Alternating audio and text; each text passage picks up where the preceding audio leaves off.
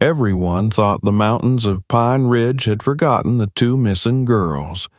But when an old woman and her loyal dog uncover a hidden cave, they set off a chain of events that exposes a horrifying secret buried deep in the wilderness. Watch till the end to see how truth, courage, and justice finally rise from the silence. Before we begin, hit that like button, subscribe, and tell us in the comments where you're watching from. The mountains of Pine Ridge had their own language. Soft winds whispering through pines, the low murmur of streams weaving between rocks, and the occasional cry of an eagle circling high above the valley. For most people, that sound was peace. For May Whitlow, it was memory. Every trail, every hollow, every turn of the forest held echoes of something she could never forget. Two girls lost 4 years ago. Emma Miller and Lily Chen. The case had faded from the headlines long ago, but not from May's thoughts. She lived alone, now in a wooden cabin deep in the woods, her only company a German shepherd named Scout. She liked the silence, the clean air, the way the trees listened without judgment. But that morning, something was different. Scout had gone rigid on the trail, nose twitching, ears pricked forward. "What is it, boy?" May asked, tightening her grip on the leash. Scout didn't bark. He bolted. "Scout!" May sprinted after him, heart pounding as branches slapped against her arms. The dog disappeared behind a ridge, and when she finally caught up, he was standing before a patch of moss-covered rock. Except it wasn't just rock. The earth beneath it had a hollow sound. May knelt, brushing away layers of dirt. Beneath the debris was an opening, small, hidden, almost invisible unless you knew where to look. A cave entrance. Cold air spilled out, damp and old. Scout whined, pacing at the edge. May hesitated, then switched on her flashlight and ducked inside. The beam swept across rough stone walls, empty food wrappers, a rusted lantern, and deeper in, 2 bedrolls, small, worn, her breath hitched, children's belongings, a hairbrush, a torn blanket, and something that froze her completely, a bracelet made of cheap blue beads and thread. She recognized it instantly, Emma Miller's bracelet. She had seen it in every missing person poster for months after the girls vanished. "Dear God," she whispered. There were words scratched into the wall beside the bedrolls, faint but legible, "Help us." The letters were uneven, carved by trembling hands. May stepped closer and noticed something else, a series of vertical marks grouped in 5s. Days, weeks, years, maybe. Whoever had been here had been counting time. Her flashlight trembled.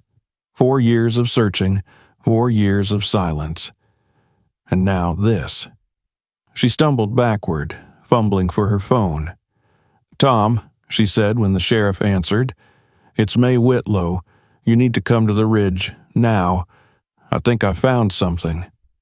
Within an hour, the forest was alive again. Not with birds, but with people. Deputies, forensics teams, floodlights. The FBI, too. Agent Sarah Voss, the same woman who had led the original investigation, tall, sharp-eyed, exhausted. May stood back as they combed through the cave. Voss crouched beside the bracelet, gloved hands steady. "Where did you find this?" "Scout found the entrance," May said quietly. "It was sealed over. Someone wanted it hidden." Voss nodded. 4 years. This place looks recently disturbed. She pointed to ashes in a small pit, still gray, still smelling faintly of smoke. May swallowed. They were here. Maybe not long ago. When the team began marking evidence, May drifted toward the cave wall again. The scratched lines called to her, the silent rhythm of time passing in captivity. She tried counting them, but stopped when her throat tightened. "Whoever made these," she said softly, was still hoping someone would come. Later, standing outside as the sun dipped behind the mountains, Sheriff Tom Brennan approached her. "You sure you want to be involved in this again, May? It's going to open old wounds." May looked at the forest stretching endlessly in every direction. "If they're still out there," she said, "I'm not stopping this time." Scout pressed against her leg, tail low, eyes fixed on the trees. Somewhere beyond that green sea of silence, something or someone had left a message, and May Whitlow intended to follow it. 2 days after the discovery, the Pine Ridge Sheriff's Office buzzed like a hornet's nest. The cave had reopened the coldest case in local history, and everyone wanted answers, but none more than May Whitlow. She sat across from Agent Sarah Voss in the temporary command post set up near the trailhead. Maps, photographs, and evidence bags covered every flat surface. On the far wall hung a large topographical map of the surrounding wilderness, marked with red pins showing the previous search zones. "Walk me through it again," Voss said, leaning forward. "Everything you remember about that cave." May took a slow breath. It wasn't just a hiding place. Someone lived there, or kept someone there. Food supplies, bedding, and the markings on the wall. They were counting time. Years, maybe. Voss nodded grimly. "The lab confirmed what we suspected. DNA from 2 individuals. Both matches for Emma Miller and Lily Chen." May's stomach turned. "So they were there. But where are they now?" "That's what we're trying to find out." Voss pulled a sealed evidence bag from a file box. Inside was a folded sheet of paper, yellowed with dirt and age. "We found this hidden in a crevice behind the cave wall. Take a look." May unfolded the copy Voss handed her. It was a map, hand-drawn, detailed, showing terrain, rivers, and paths that only a local expert would know. Tiny notes in the margins marked things like spring water here and avoid ridge storms. But the handwriting was familiar. She stared at it for a long moment, her pulse quickening. "This notation style, it's the same one I used to teach in the volunteer wilderness program years ago." "You taught this mapping system?" Voss asked. "Yes, at Pine Ridge Elementary, part of the after-school wilderness education course. I trained 3 instructors. One of them must have drawn this." "Who were they?" May's mind drifted back 7 years. "Myself, Steve Morrison, he's a ranger up north now, and—" She stopped, her chest tightened. "Jennifer Hartley, 6th grade science teacher. She co-led the program with me."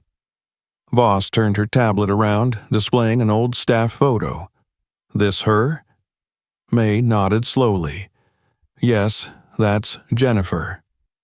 She resigned from the school 5 years ago," Voss said, scrolling through her notes. "Moved away suddenly. No forwarding address, no new employment records." Tom Brennan, the sheriff, joined them, his brow furrowed. "She taught both girls, didn't she?" "She did," May said. "They loved her class. She took them hiking sometimes for field work. She would have known their routines, their favorite trails." Voss looked up sharply. "So she wasn't a stranger. The girls would have trusted her."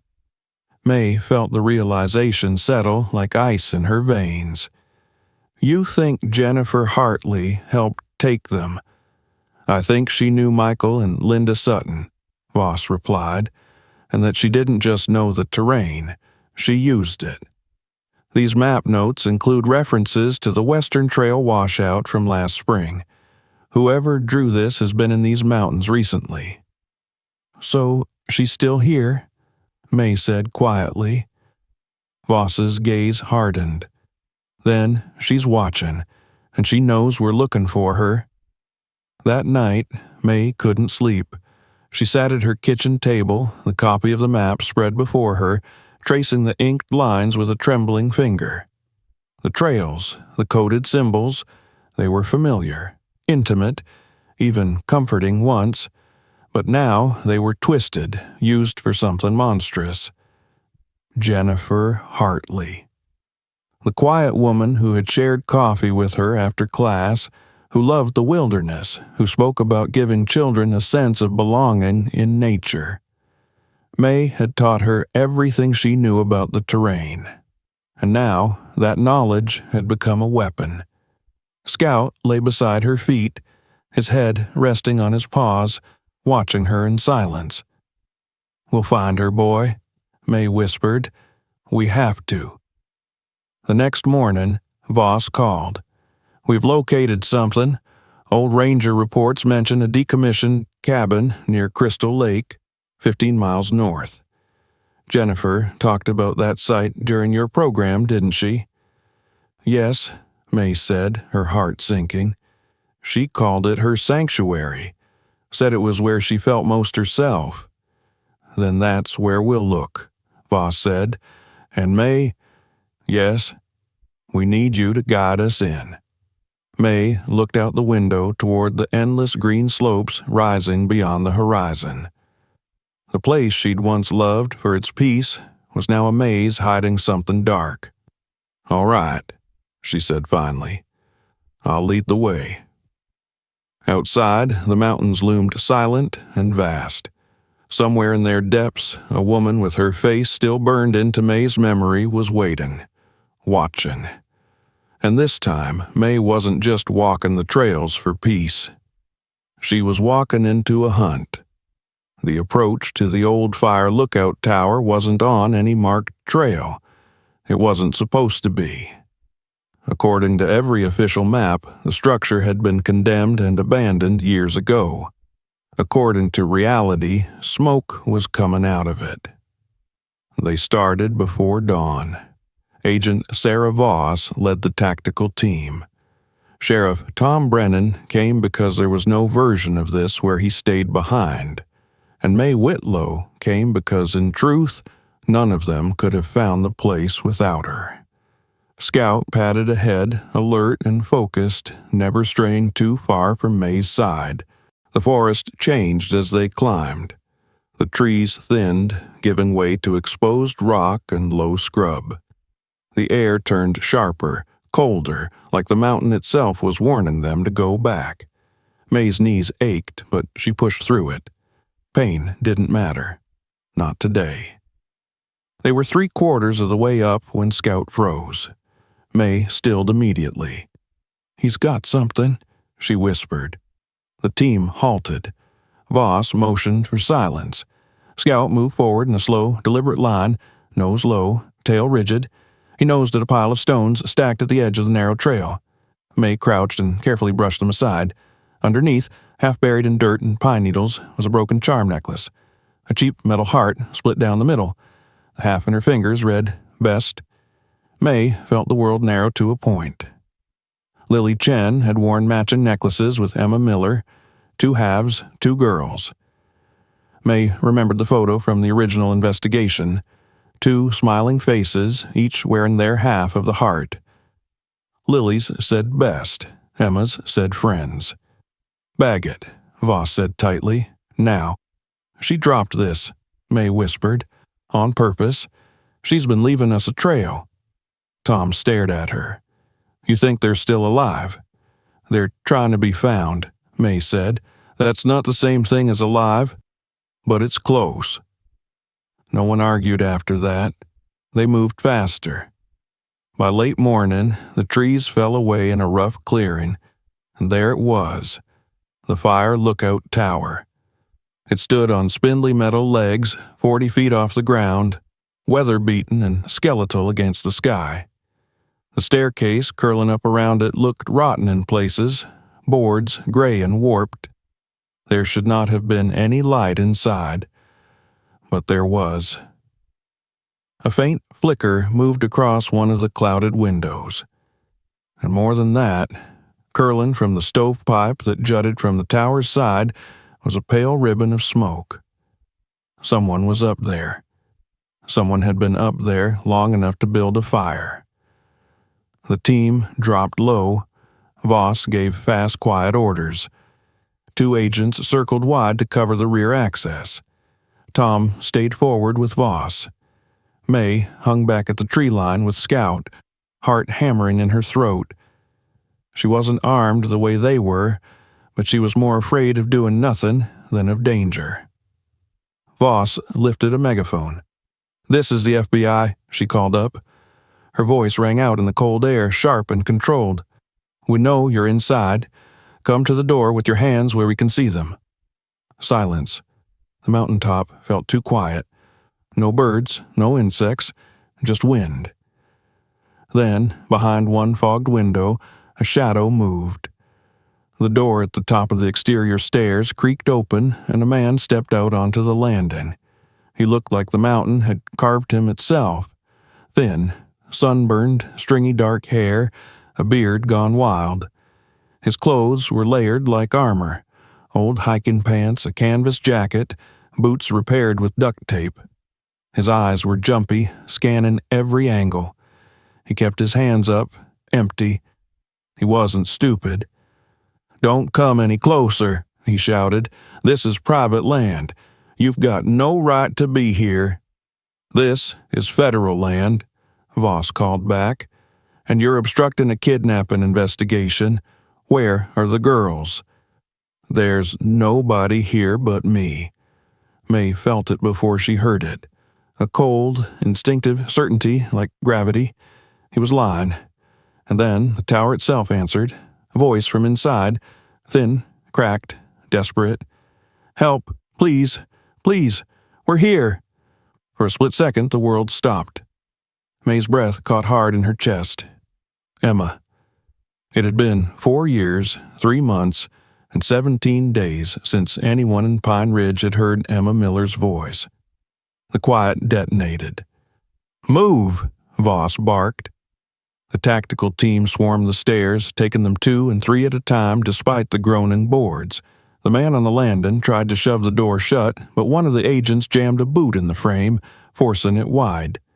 Shouts, scraping, the sound of a struggle. Metal against wood. May couldn't see.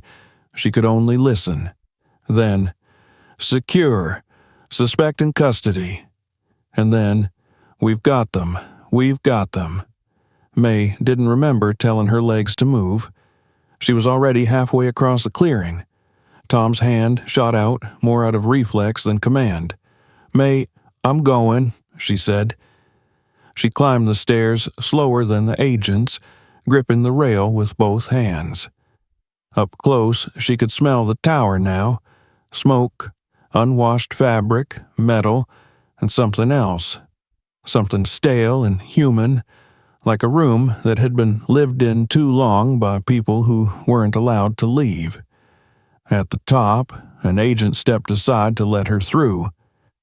The inside of the lookout was one square room, a small iron stove in the corner, piles of blankets on the floor, canned food stacked along the wall, and huddled on those blankets 2 girls.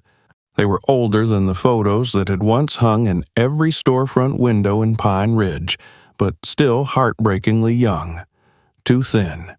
Skin pale under dirt, cheekbones sharp, hair matted and unevenly cut, eyes huge. Emma Miller looked up first. Her eyes widened. Recognition flashed. Her mouth trembled. "Miss Whitlow?" she whispered. Her voice was fragile, like disuse had worn it down to threads. May dropped to her knees. "Yeah," she breathed. "Yeah, sweetheart, it's me." Emma made a sound, half a sob, half a laugh, and launched forward, arms wrapping around May with a desperate, shaking strength that didn't match her starved frame. May caught her and held on. "I knew somebody would come," Emma was saying, words spilling now, breaking. We tried to leave signs, but he always... Her breath hitched. "Is my mom here? Does she know?" "She knows," May said, and her own voice broke on the second word. She never stopped knowing. Behind Emma, the second girl sat quietly, watching everything. Lily Chen. She hadn't made a sound yet. She was smaller than Emma, almost folded into herself, but her eyes were steady, focused, alive. She watched the door the way an animal watches a snare. "It's okay," May told her softly. "You're safe now." Lily didn't answer with words. She reached out and took May's hand. Her grip was weak. Her grip was iron. Paramedics crowded in with blankets and medical kits. Voss stepped up beside May, her face tight with something like control and relief welded together. "They're dehydrated and undernourished but responsive," one medic reported. "Pulse is low but steady. We need to get them off this mountain now." "Choppers en route," another agent called from the doorway. "ETA 7 minutes." May barely heard them. She couldn't look away from the tally marks. They were everywhere, scratched into the wooden support beams, burned in with something heated. Lines and sets of 5, over and over, circling the room like rings inside a tree trunk. Days lived, days stolen. "How long?" she whispered. Emma followed her gaze. "We kept count," she said faintly, "so we wouldn't lose ourselves." Lily's voice came then, quiet, hoarse. 1,572. Voss inhaled sharply. 4 years. 3 months. 17 days. May felt sick. She turned toward the far corner where 2 agents were cuffing the man who had stood on the landing. He sat against the wall now, wrists behind his back, still breathing hard from the struggle. He didn't look afraid. He looked annoyed, like someone had interrupted his routine. "What's your name?" Voss demanded. He lifted his chin. "Michael Sutton." Tom swore under his breath. May knew that name. Everyone local did, in a background kind of way. A drifter. A loner in the woods. Trespassing charges years back. Nothing violent. Nothing that screamed monster. Just background static. But the girls hadn't taken themselves up here, and Michael Sutton hadn't built this network alone. The tower wasn't just a hideout. It was the last stop. There had been other places before this. May could feel it. She could see it in the way the blankets were patched with mismatched fabric, in the different layers of supplies, in the way the girls' clothes didn't match the environment up here. This tower wasn't the beginning. It was the end of a chain. "Look at me," Voss said sharply, crouching in front of Sutton. "Were you working alone?" He smirked. "Nobody understands," he muttered. "You people are sick. The world down there is poison.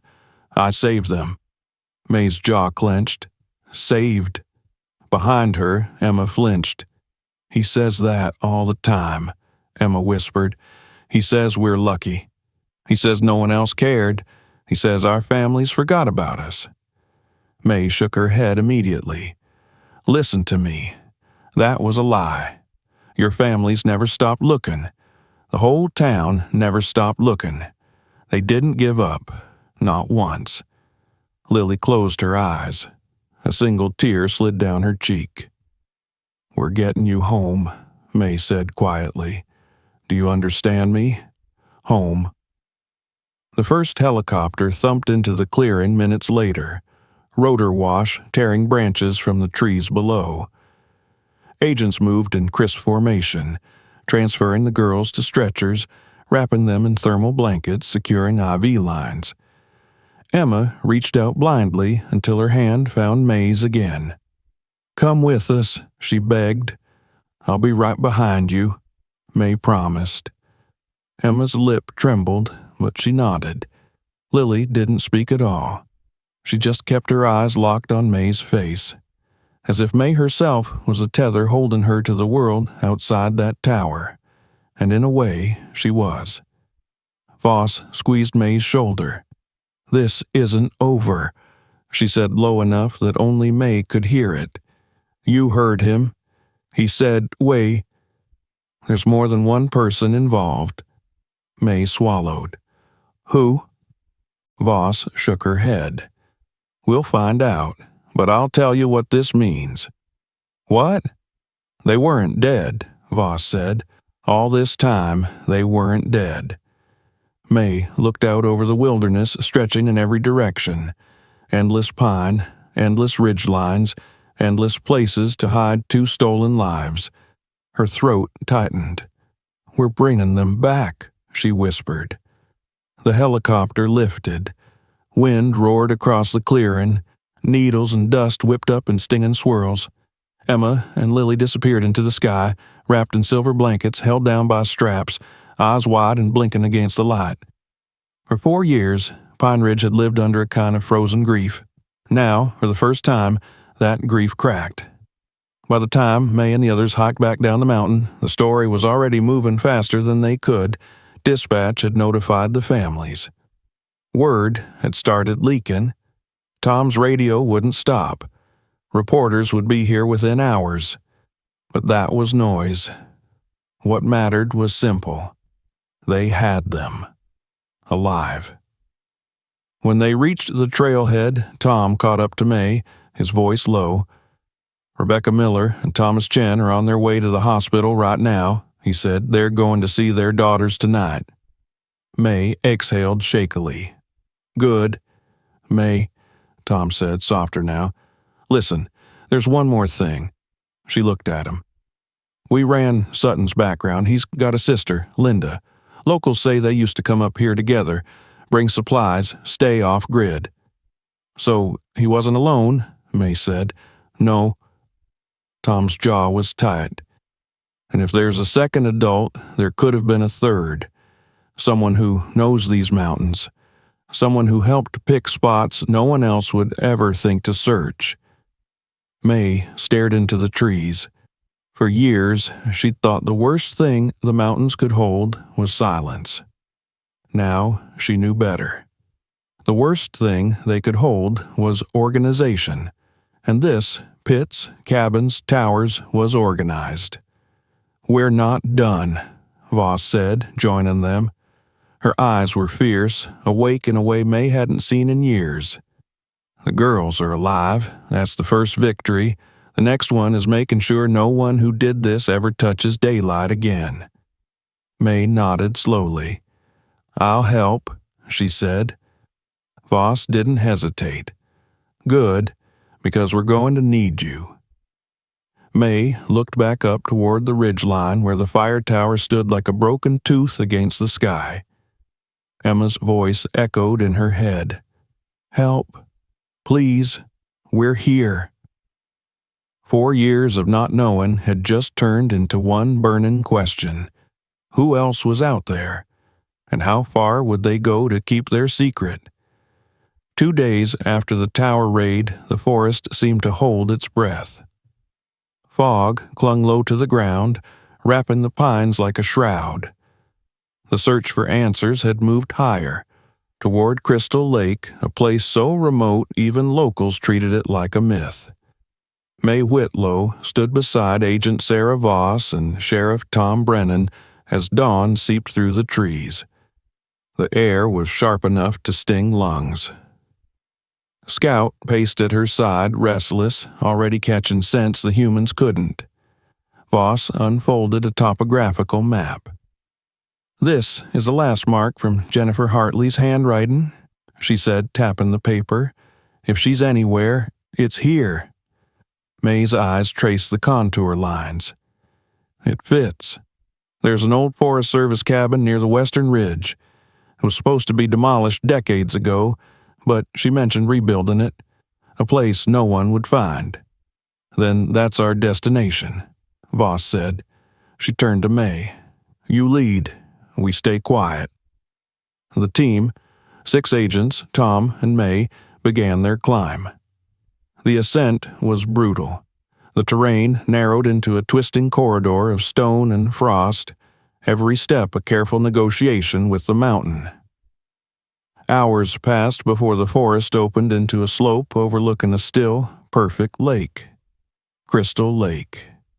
Its surface mirrored the peaks around it, unbroken except for the faint curl of smoke rising from the trees on the opposite bank. "There," May said. Through binoculars, they saw it. A cabin. Small, sturdy, built from rough timber and stone.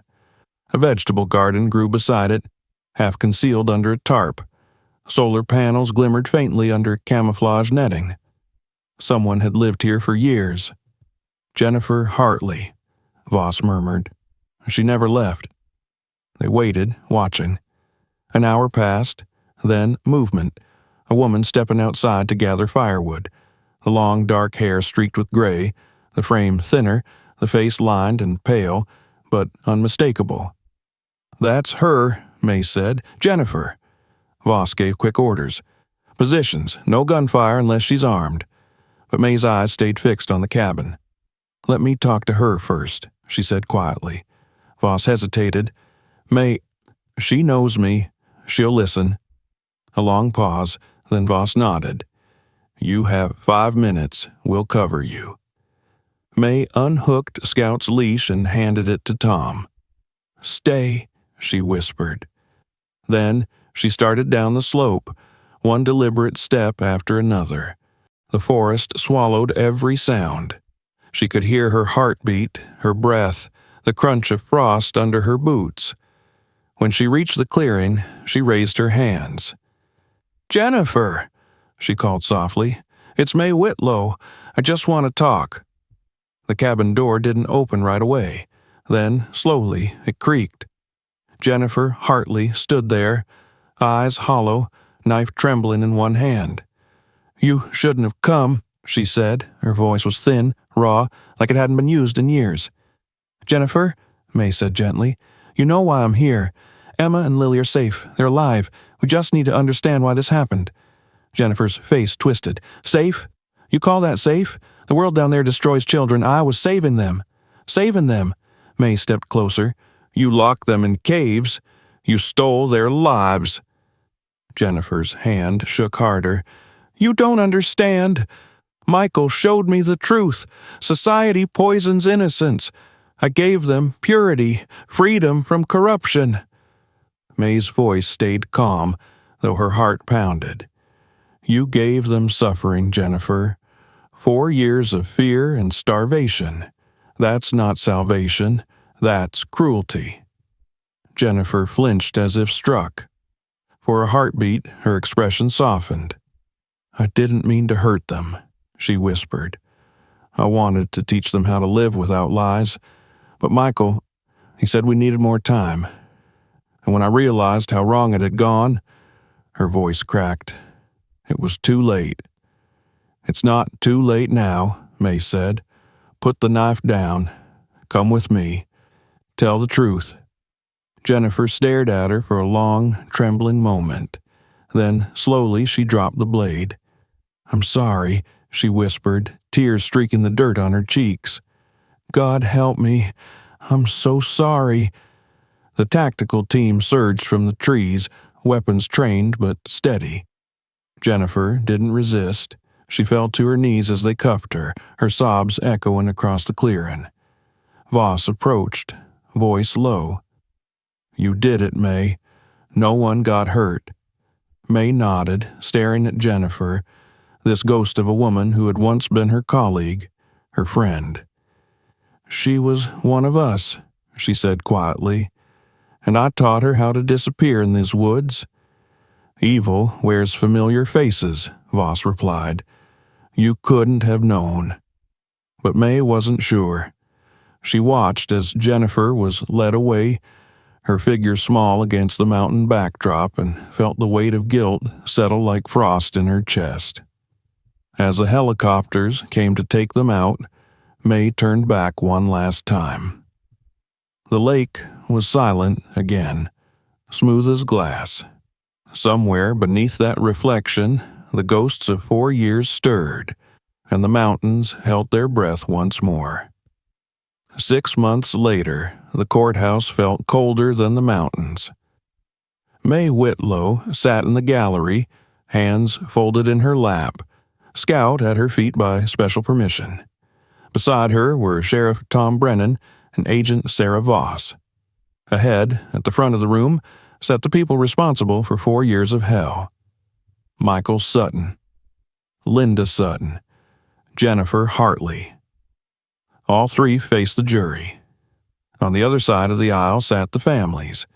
Rebecca Miller, with her hands clasped so tightly her knuckles had gone white. Thomas Chen, jaw set, fighting emotion. And in the first row, flanked by advocates and security, sat Emma Miller and Lily Chen.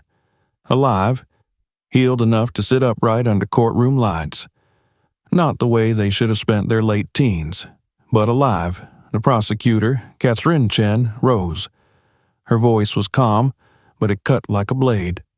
4 years, 3 months, and 17 days, she said, looking at the jury. That is how long these two girls were held in captivity. 1,572 days of being hidden, controlled, lied to, starved, and moved from location to location. Today, you will hear exactly how that happened, and who made it happen. She walked the jury through the chain, the abduction at the falls, the cave, the hunting cabin, the fire tower, the deception.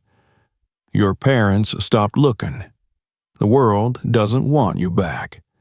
The control, the so-called mission of keeping the girls pure, every detail landed like a hammer. Then she pointed at the defense table. These three did this. Michael Sutton sat rigid, flat-eyed, unrepentant. Linda Sutton stared down, shaken and tearful. Jennifer Hartley looked hollow, as if anything inside her had already burned away. The defense tried to fracture the blame. Michael was mentally ill, obsessed with saving youth from a corrupt world. Linda was under her brother's control, emotionally coerced. Jennifer was a lost idealist who got in too deep. But the story was not theirs to tell. It belonged to the girls. On the third day, Emma Miller took the stand. The courtroom went silent. Even the judge seemed to breathe more quietly. Emma sat straight back, wearing a simple blue dress. She looked older than her years in some ways and younger in others. Her hands trembled slightly when she placed them on the rail. The prosecutor approached gently. "Emma," she said, "can you tell the jury what happened the day you disappeared?" Emma swallowed. She didn't look at the defendants. She kept her eyes forward. "Lily and I went to the falls," she said. "We'd been there 100 times. On the way back, there was a man on the trail. He said he was hurt, said he couldn't walk. He asked us to help him to his car." Her mouth tightened. "That was the last normal moment of my life." "Did you recognize the man?" "No," Emma said, "but he seemed harmless, and then he pulled something out. I felt this hit, like electricity, and then nothing." "And the next thing you remember?" Emma's voice went soft. "I woke up in a cave. My wrists were chained to the wall. Lily was there, still unconscious. It was cold. There was no light except a lantern. I didn't understand where we were." Her breathing quickened. She made herself keep talking. Michael came in and told us not to scream. He said we'd thank him one day. He said the world was poisoned, and we were lucky he'd saved us from it." Emma glanced toward the jury. "He said our parents had already stopped looking." Rebecca Miller dropped her face into her hands. The prosecutor let the room breathe before continuing. "What happened next?" "We learned the rules," Emma said. "When we were allowed to eat, when we were allowed to sleep, what we weren't allowed to say. We weren't allowed to ask to go home. We weren't allowed to cry about home. If we cried, he said it meant we weren't ready yet." "How long were you kept in that cave?" Emma let out a small, bitter sound. "Long enough to start carving days into the wall so we wouldn't lose our minds." "How did you keep track?" "Scratches and sets of 5, Emma said. "We took turns, me and Lily. We needed to know that time was still moving, that the world outside still existed." Her eyes glistened. "If you stopped counting, You start to believe this is just your life forever. Did you remain in the cave the whole time? No, Emma said. After a while, he said it was too exposed and moved us. There was a cabin. Then later, a tower. He said he had to protect us from search teams. He said the police were infected. He said if they found us, they'd send us back to the sickness. The prosecutor paused. Emma, who else was there with him? Emma's face changed. His sister, she said quietly. Linda. She brought us food sometimes. She said she was sorry. She always said she was sorry, but she didn't let us go.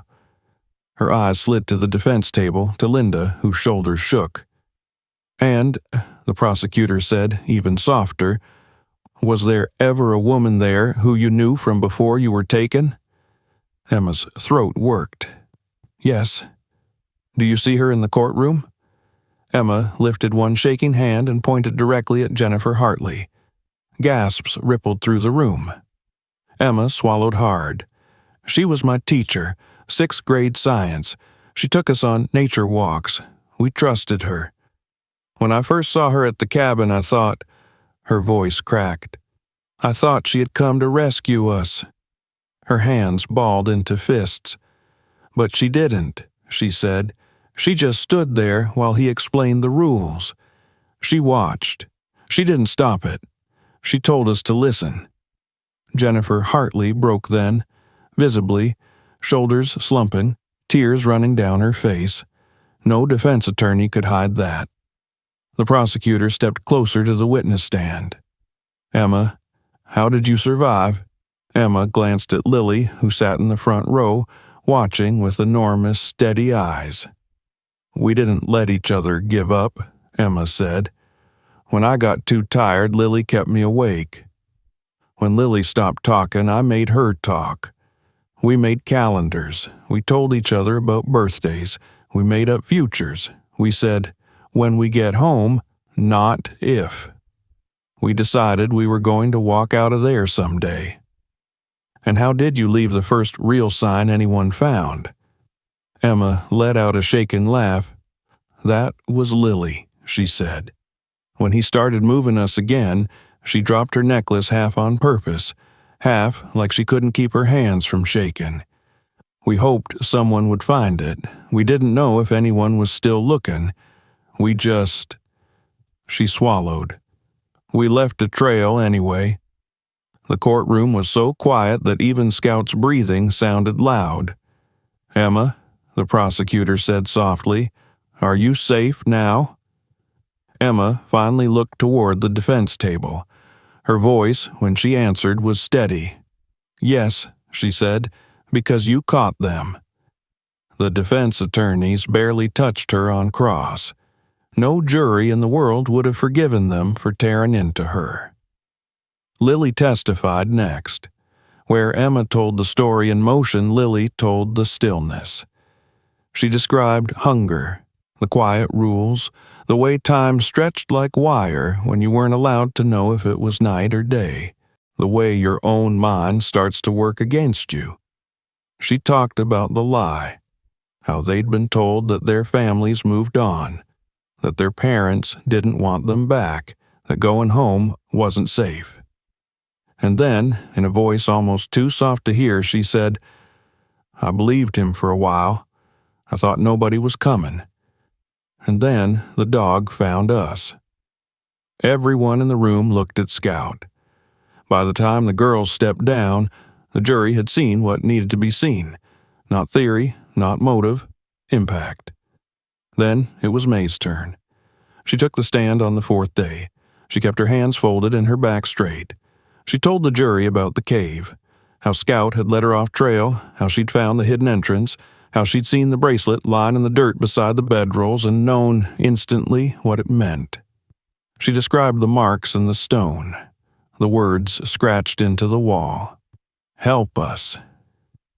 She described the hunting cabin, supplies, bedrolls, the carved tally stick.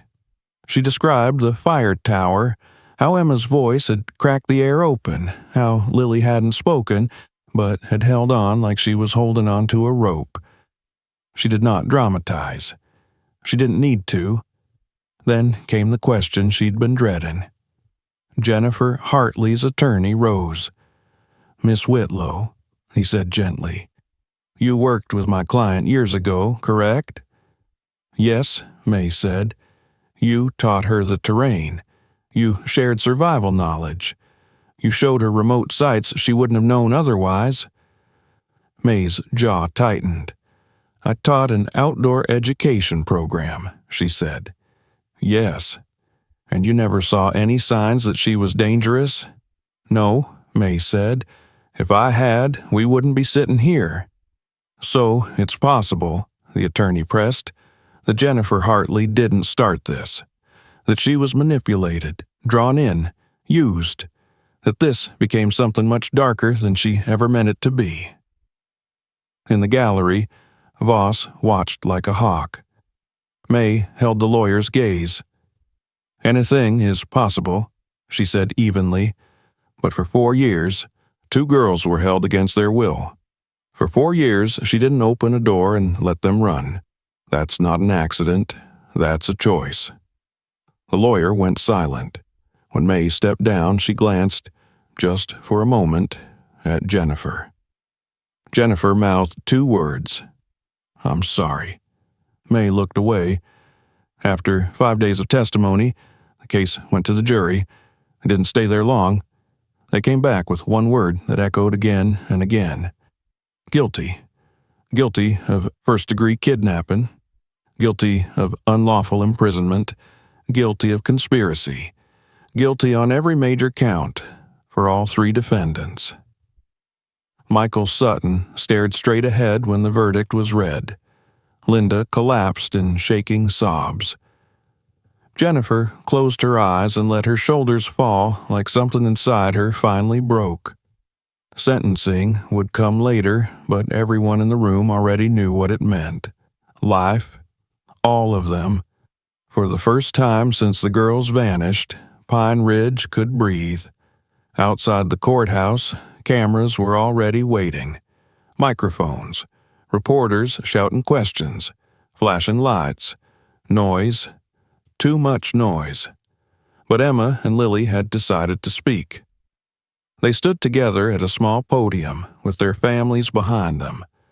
Emma's mother had an arm wrapped around her. Lily's father stood close, a quiet pillar. Emma leaned toward the microphones. Her voice shook only once. 4 years ago, she said, someone decided they had the right to take our lives, to say who we were allowed to be, to say who we were allowed to love. They were wrong. She took a breath. We're here. We're alive. We're healing. And they don't get to own our story anymore. She stepped back. Lily moved forward. Her voice was soft, clear. If you're out there, she said, and you're trapped, and you think nobody's coming, don't give up. People are looking for you. You may not know it, but they are. One day, someone will find you. Hold on until they do. Then it was over. Security moved them to wait in cars. Reporters shouted. Cameras flashed. The story would go everywhere now. But for Pine Ridge, this wasn't about headlines. It was about repair. In the weeks that followed, life didn't magically become easy. Healing wasn't a switch. But something new settled over the town, something like relief shaped into motion. Emma started therapy. Lily, too. They stayed in connected rooms at the hospital for a while because being separated felt wrong. They'd survived together. They were learning to live together. They weren't ready to unhook from each other's presence. Emma's younger brother, Marcus, who had spent 4 angry years drifting between guilt and rage, started visiting May. At first, he came for Scout. Then he started staying to learn. Map reading, direction finding, how to tell direction by moss, how to move through the woods without getting turned around.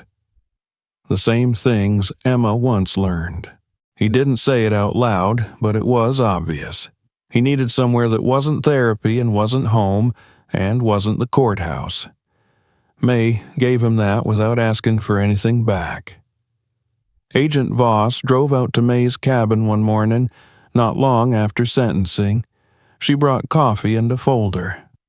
"We're building a missing persons task group," she said.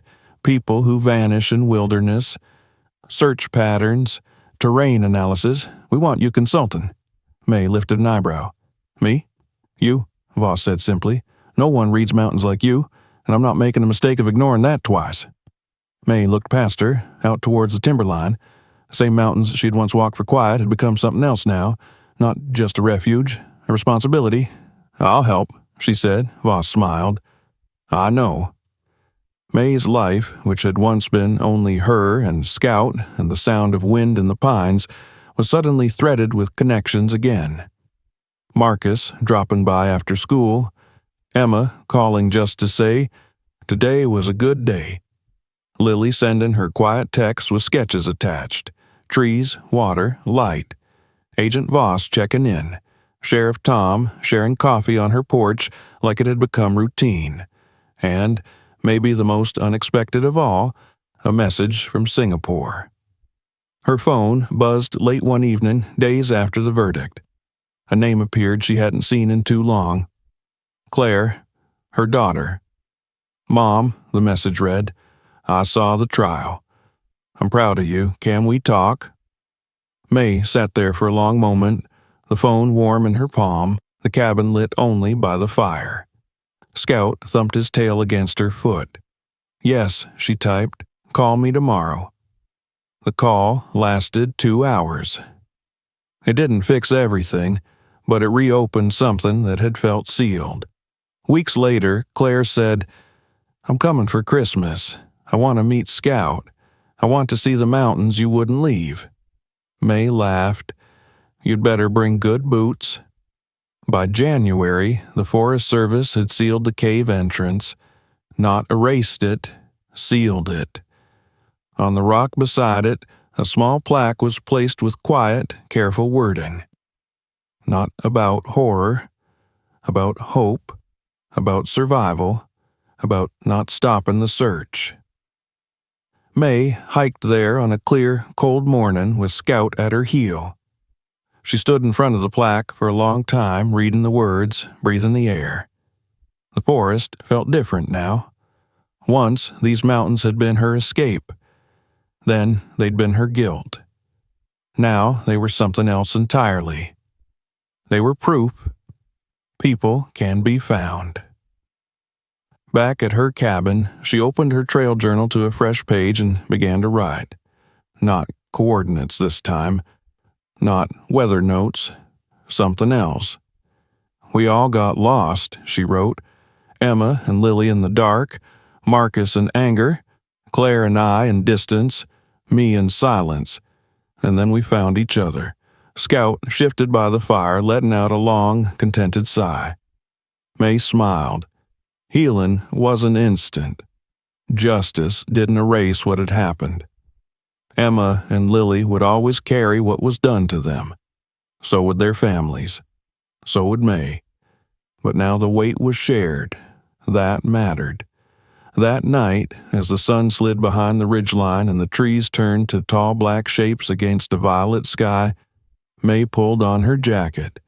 Scout was already at the door, tail beating softly against the frame. "Come on, boy," she said.